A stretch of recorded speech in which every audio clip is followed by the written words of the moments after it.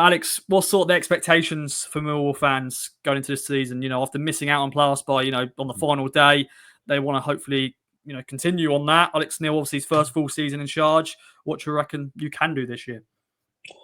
Look, I think it's the build. It's on what they did last year. Had as I said, a really good second half of the season, sort of from February onwards, done really, really well.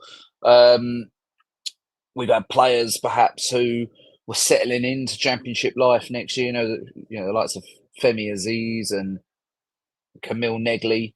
Players didn't see too much of at certain parts last year. They'll be better. So I think there's confidence, quiet confidence, I think, down in SE16 that they could have another crack at trying to get into the playoffs. Obviously, it's going to depend on, what happens with the three that come down.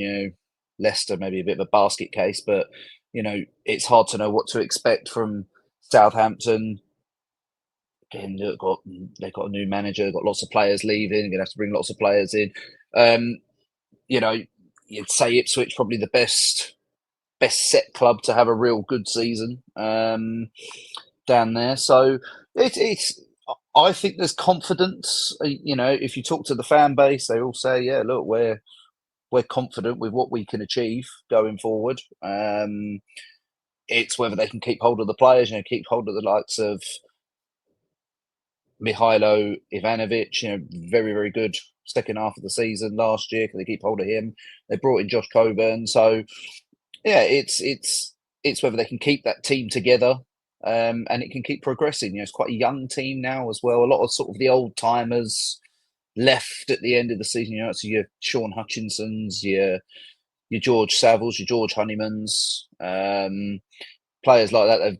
They've moved on now. Perhaps maybe that clear out they've needed to bring in a bit more quality, I think, going forward. But yeah, look, I think they're very, very confident, the fan base, that they can have a good season.